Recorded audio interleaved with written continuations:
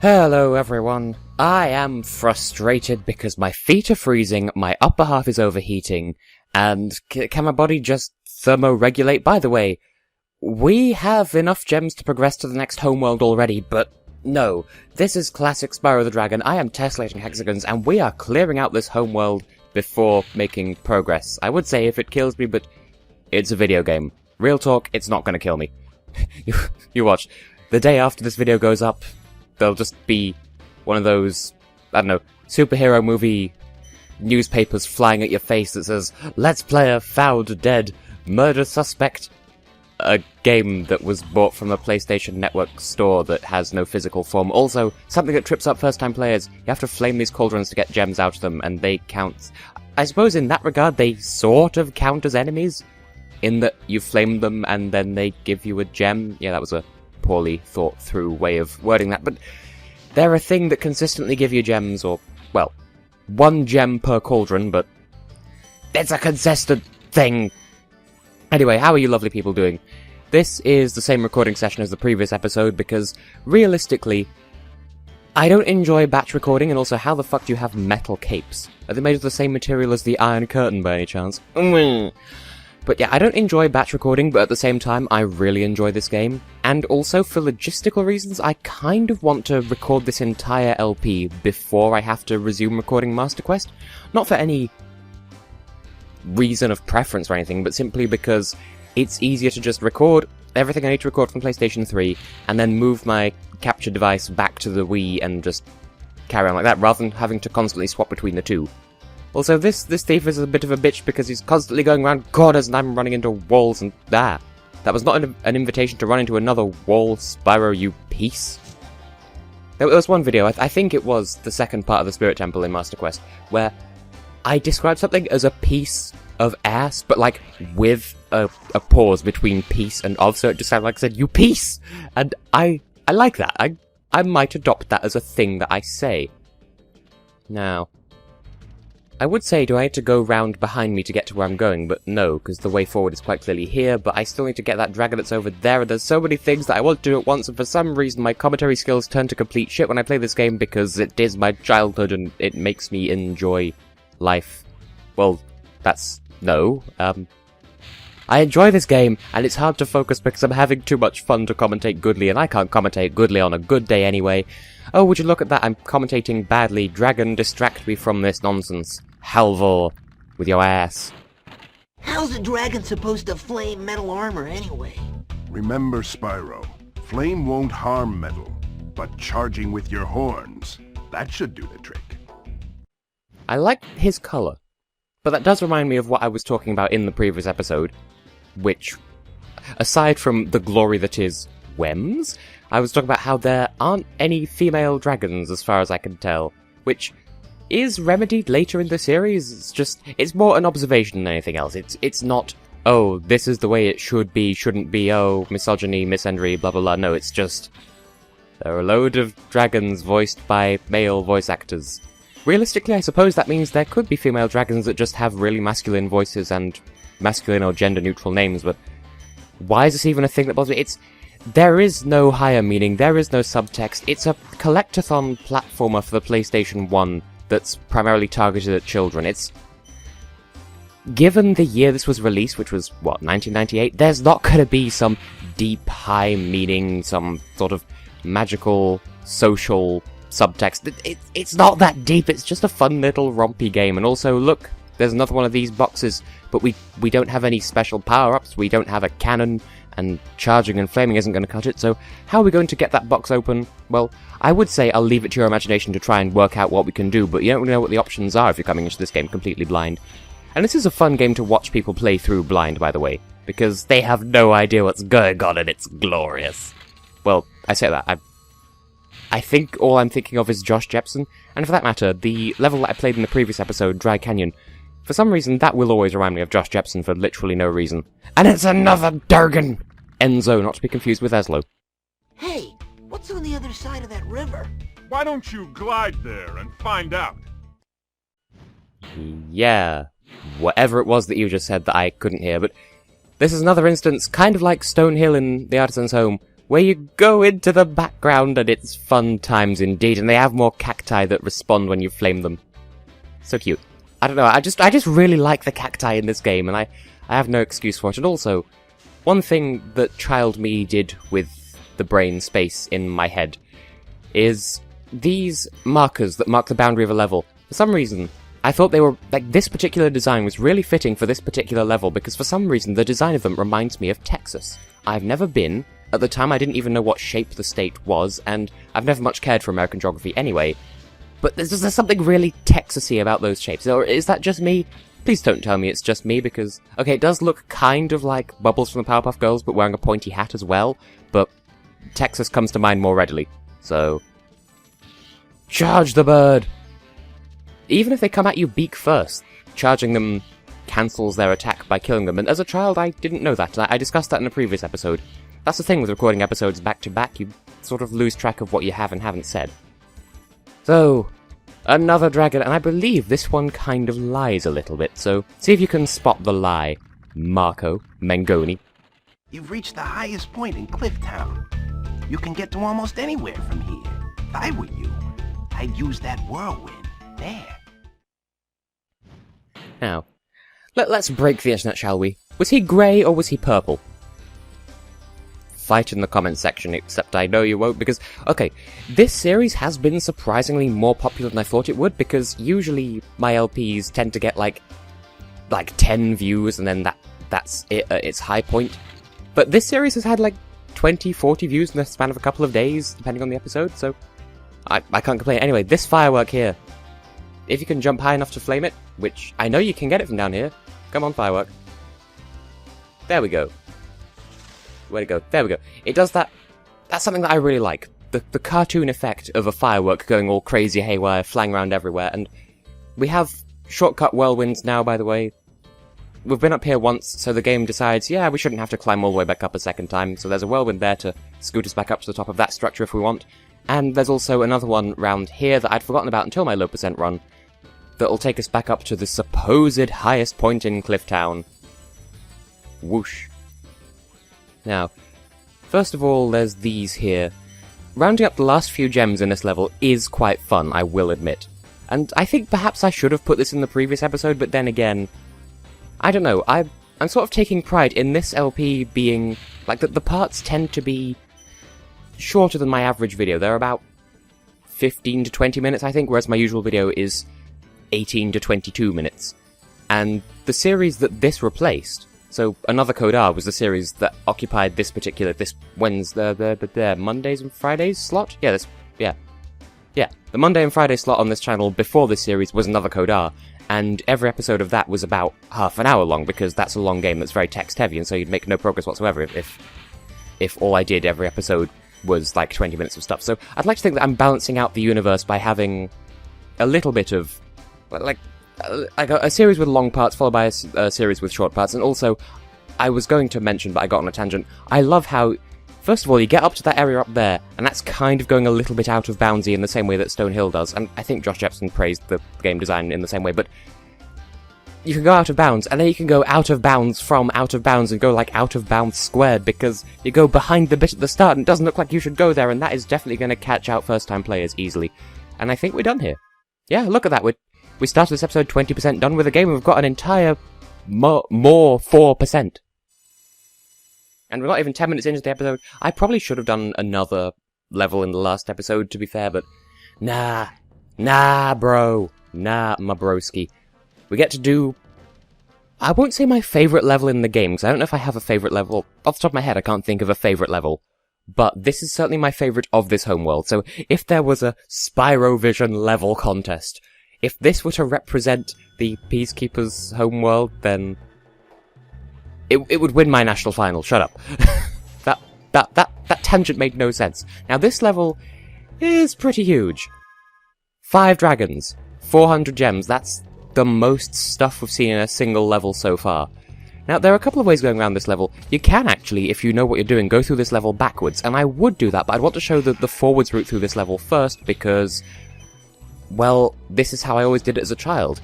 You can go through the level backwards, and the level design is accommodating either way. It still feels like a level. I'll rant more in a moment. A word of caution, little one. Wait until you grow big, like me, before charging those large enemies. So, if you play through the level backwards, it's not like you instantly have what they call the drop on every single enemy, because you'd imagine maybe the enemies would be positioned in such a way that they have an advantage if you're going through the level forwards, but that they'd have their back to you if you're coming through the level backwards. And I think those snowball enemies, they throw a snowball at you, but I think you can charge through the snowballs, like I was talking about in the last episode. The level is an adequate challenge no matter which way through it you go, but you're expected to go through it forwards, because finding the catalyst that allows you to go through it backwards is kind of a pro strat that first-time players won't know, or probably won't think to do. And also, this level is technically outside, but it's called Ice Cavern, and it's always felt like a completely enclosed indoor level to me. So I would ask if you got the same feeling, but I've kind of completely ruined the illusion for you already. Also, those bats that we keep seeing, those are the fodder of this level, so you kill those to regain health. It's an interesting take on it, because usually, as you will have seen thus far, every level's fodder is just this thing that bounces around and has a fantastic time, and is just a ground-bound enemy that you run up to and kill. But in this case, it's a load of bats that jump down out of nowhere and circle you for a bit, and then if you don't kill them, they fuck off. And I think that's clever. And here's the chest, but we can't open it yet.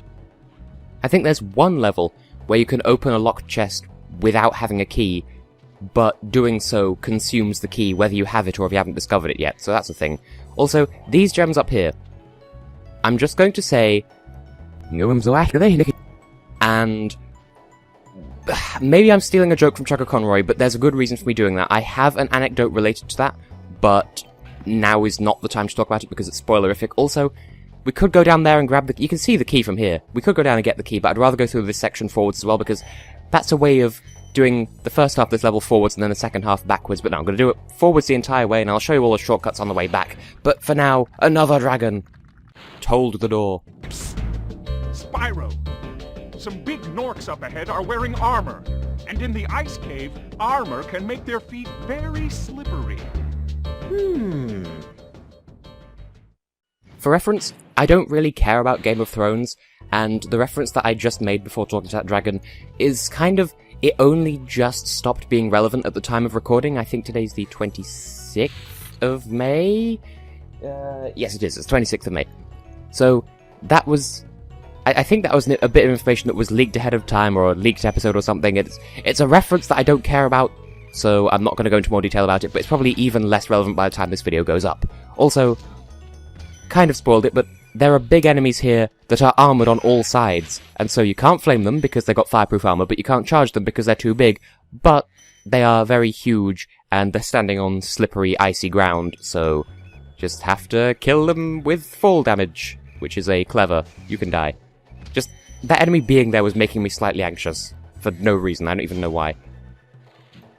That's one thing about these chests, it's very easy to liberate the gem that's inside, and then completely miss it when you go to grab it, and so it's as if you didn't make any attempt to grab the gem in the first place, and thus a half-assed attempt was made, and that's a dated reference as well, because that wasn't even topical at the time of recording, but still, Andor! Thank you for releasing me.